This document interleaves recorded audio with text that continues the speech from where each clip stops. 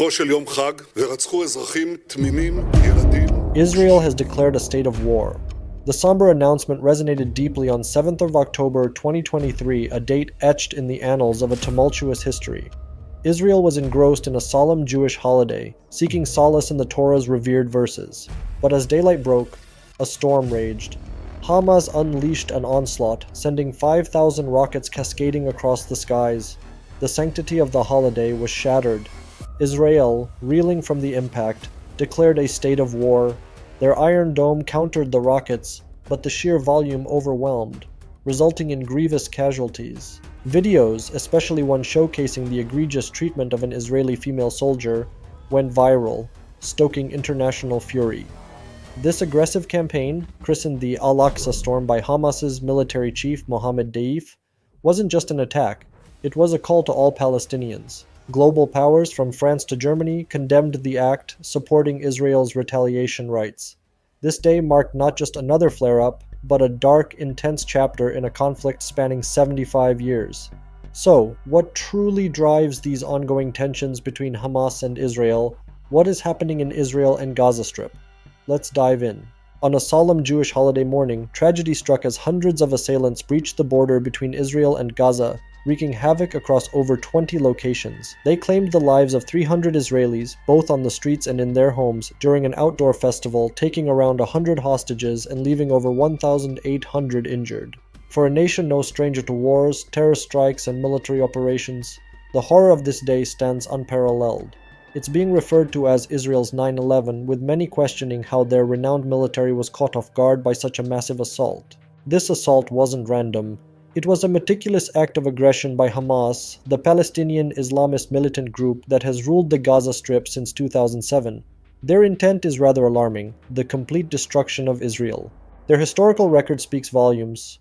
Over the years, whether directly or indirectly, they've been responsible for launching thousands of rockets into Israel and orchestrating a slew of deadly assaults.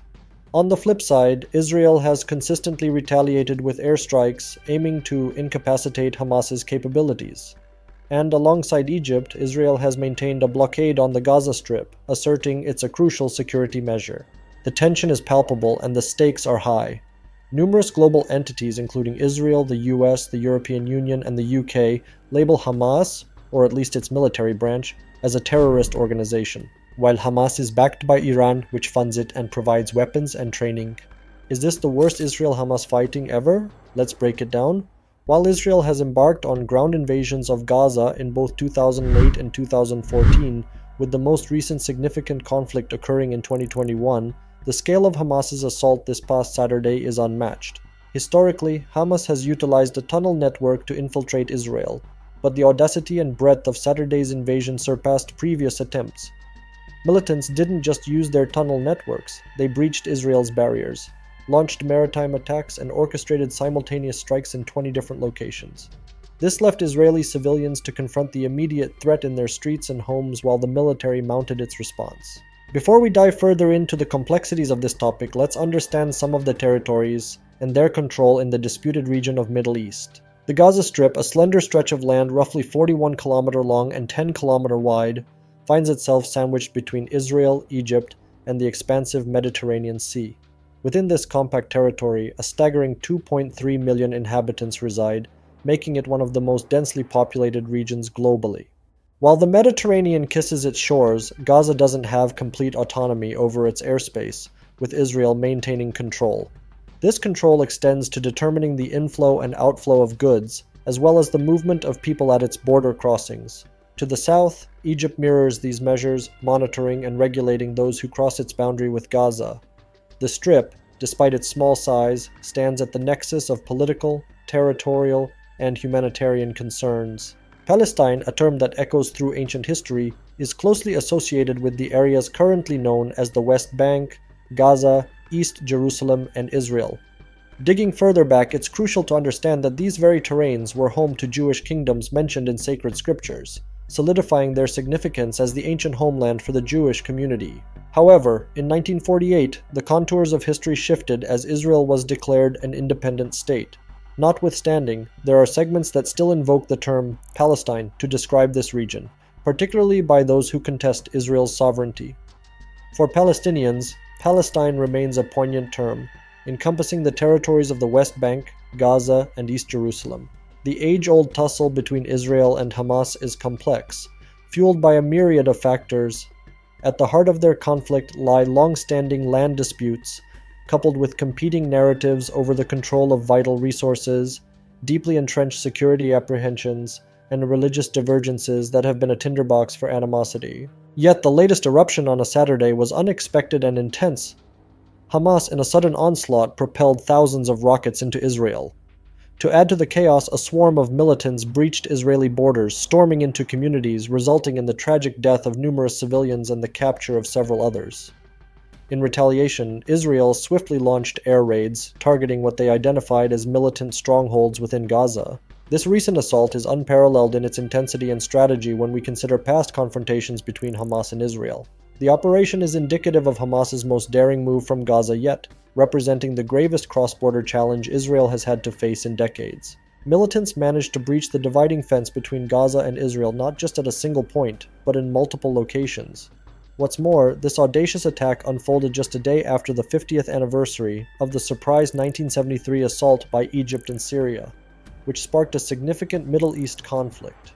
Another pressing question on many minds is Israel facing a significant intelligence oversight?